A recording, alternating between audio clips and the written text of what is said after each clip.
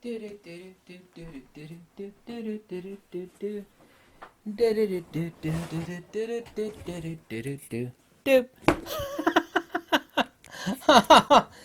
I'll edit that out of this video, you know? No one has to hear that stuff. Fat guy strolls his way to the chair.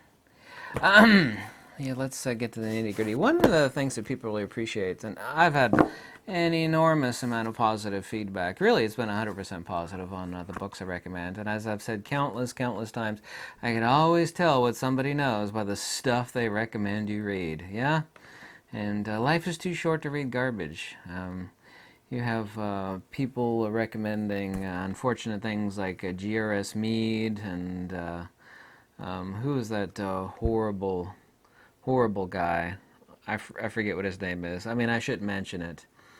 And then people recommending horrible stuff like Helen Blavatsky.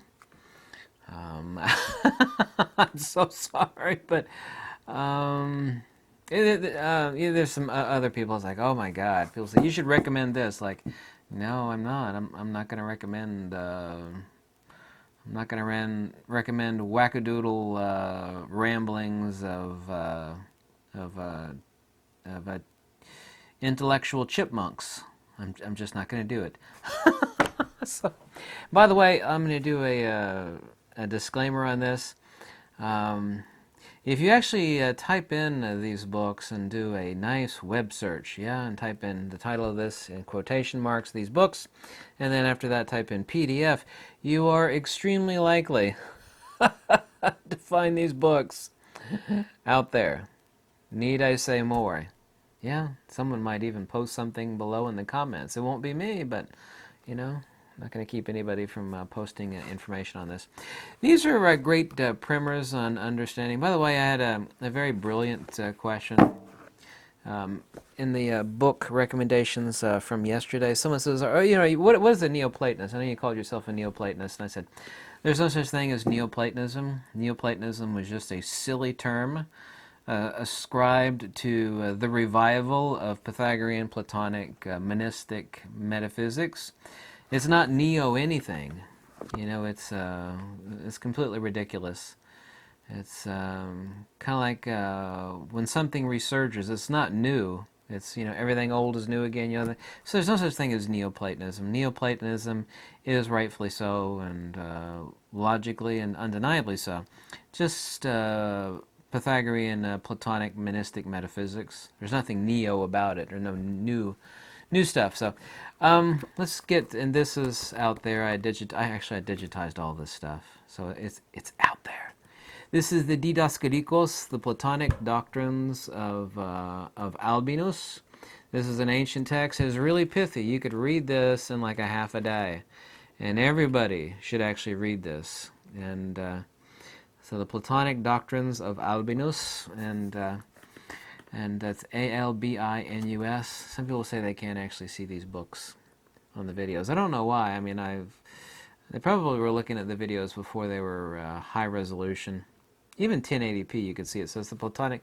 This is really a primer or a foundational text to speak about the nature of.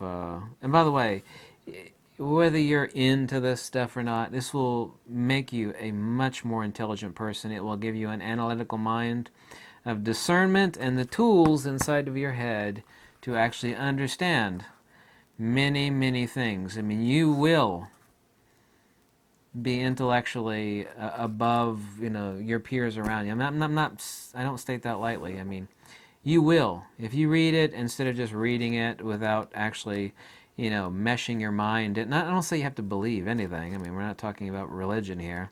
Even though this is metaphysics, of course, religion is secularized metaphysics, but that's a point for another discussion. You will be a lot more intelligent. You will actually have the tools within your head very, very quickly formed, and many people have confirmed this, to discern things, to see truth from nonsense. You will be able. Like I said, if you were a rich person and you wanted your child to get a great education, you know, in the medieval times, up to the 15th, you get arguably the 16th century, this was the stuff that you read and consumed. Not the garbage that you're reading in high school and college. Okay, this stuff. I know these are online. I actually confirmed these, thanks to me. Confirmed this yesterday. This is the disciple of Plotinus, by the way. His name is Porphyry. This is Porphyry's launching points to the realm of the mind. This is a must-read text. It's not that big. You could read it in a day. Very, very easy. I recommend everybody. This is translated from the Greek, and I forget who did this translation. Oh, it's Kenneth Guthrie. That's right. So it's Porphyry's launching points to the realm of the mind.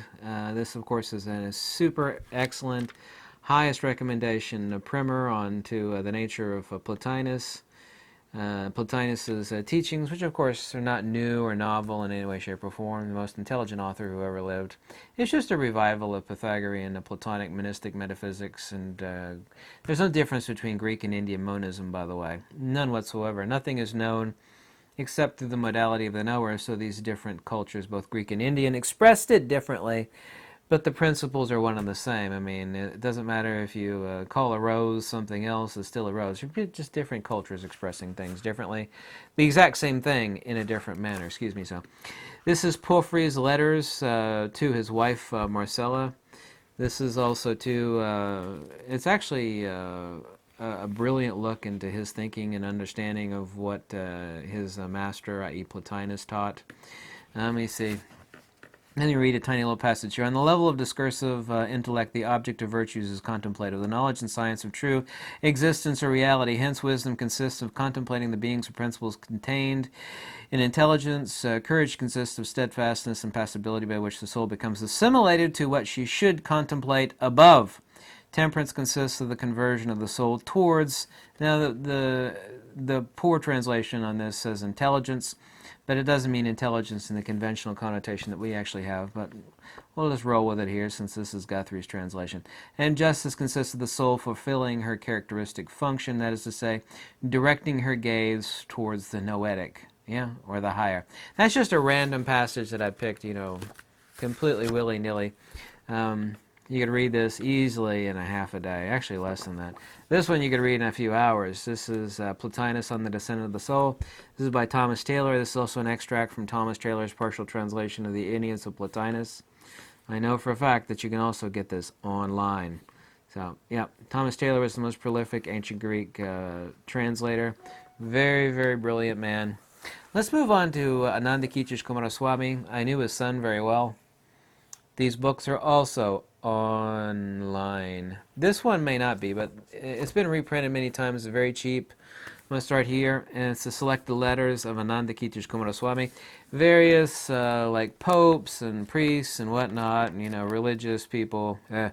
Religious people wrote him letters, and he corresponded. By the way, if you don't know who Anandakirti Kumaraswamy was, he was on the stamp of India. He was half English, half Indian. He spent much of his life in the United States at the Museum of Fine Arts up in Boston. He knew 27 languages. He wrote more books than all of you combined and thousands of articles. He was a frigging genius. The wisest minds who ever lived have the highest praise for Anandakirti. I was friends with his son, Rama P. Kumaraswamy, who was a cardiac surgeon here in the United States. He gave me the rights to all of his father's works. And he said I could give them out as long as I never charge for them, which of course I never have. But it's best to buy this book. And like I said, it's not like a book of, here. It's his answers and replies in letters that were, put in this book form. Like here's, this is just a half a page. There's one reply. And another, there's just hundreds and hundreds and hundreds of books. So each page might be, some of them are like 3 or 4 pages long. Well, this is a must-read book. I mean, you will really, really love the heck out of this book. I mean, really, it's extremely cheap, and I would think that you'd be a fool not to buy it. Doesn't matter what your persuasion is, you'll get a lot out of this book. This is, you need to ignore the title on this. This is actually a collection of several articles. It's called Am I My Brother's Keeper, which is only one article. The other one is called The Bugberry of Literacy. Trust me, it's not dry and banal like that paths that lead to the same summit, Eastern Wisdom and Western Knowledge, East and West. Anyways, a collection of brilliant articles in here. It's called Am I My Brother's Keeper? You can find this online. Here's another great one. If you could get like a used copy for like $10 on eBay, I believe, which, I recommend getting it. This is also a collection of articles. This is called What is Civilization? This book is not about civilization and culture. It's really not. So you need to ignore the title. It's brilliant. On the pertinence of philosophy, on being in one's right mind, and that's not about sanity, it's just the title of that article. Beauty, Light, and Sound, Windows of the Soul, Coming to Birth of the Spirit, Gradation and Evolution, and also Part 2. Mahatma, The Pilgrim's Way, Buddhist Recension, Mind and Myth, Symbols, Interpretation of Symbols, Symbolism of Archery, Eckstein, Quod factus in ipso video erat. It's in English, by the way. All this is in English. Athena and Hephaestus. So there's a collection of very, very brilliant. If you actually read the works of Kumaras, like I said, brilliant man, 27 languages, wrote more books than all of you combined, literally, and thousands of articles. He wrote so much that they actually, long after his death, he was actually still being published new stuff 50 years after his death. That's not an exaggeration. Not only that, they had to write a book of all the books and articles that he wrote. Literally, they had to write a book just containing the list of his books and articles. That's incredible. This book was published many, many decades after his death in 1947. He wrote that much. This is also a collection of articles. This is a recent publication, Guardians of the Sun Door, by the way. If you're interested in art, symbolism, and the metaphysics of the ancients behind art and symbolism, nobody on earth has ever done a more accurate, nobody comes close to Kumaraswamy, an accurate description of art and symbolism regarding ancient cultures than this man. Nobody has. Concerning the Sphinxes, the concept of ether in Greek and Indian cosmology, what an incredible article that is. The ether in Plato, the ether in Philo, Philo's doctrine of the cherubim, the Greek Sphinx, the immortality of the psychopomp, rotation there, Stephanopoulos, what's the other one?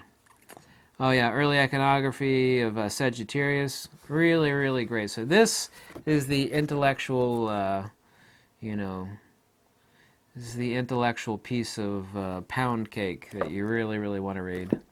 This is The Door in the Sky. You can find like 1,000 cheap copies of this. It's also available online somewhere. I wonder who put it there. So that's this is out there. Let me actually open this up and tell you some of the articles. That's a list of illustrations. Sorry. Yeah, Mind and Myth, Imitation Expression, Self-Sacrifice, Figure of Speech, or figures of speech, figures of thought, the nature of Buddhist art, Indian temple, literary symbolism, symbolism of the dome is an incredible article. There's also some art symbolism in here. Oh man, his articles, the titles of his articles sound really dry, but they're absolutely incredible gold mines like you absolutely cannot believe. They just, this article alone, I don't want to give it away. Oh my goodness. Nobody comes close to him in actually explaining ancient metaphysical symbolism of the ancient world. Nobody does like him. So anyway, that's part 2 of my best book recommendation. Not doing any particular order. But get a hold of this stuff and read it. Even if it's quickly. Even if you fast scan it. You will improve yourself immensely to the power of which I can't tell you. So, and it's not about reading stuff and memorization. I'm not about that. I'm about actually understanding it and absorbing it, making you a better person. I'm not a person of memorizing. Go home and memorize pages 50 through 100. You remember that garbage that we had in school? We have a test on Friday. Go home and memorize. I'm not about that. It's like reading for the sake of reading and memorization. That doesn't help anybody. I'm not telling anybody out there to read this. You just read this, it's good for you. I'm not saying that to anybody at all. I never have said stuff like that, so don't take that the wrong way because I've got a pile of books in front of me, okay? Thank you so much for watching. I hope you like these videos. If you do, anything is greatly appreciated. Have a lovely weekend, okay? Goodbye.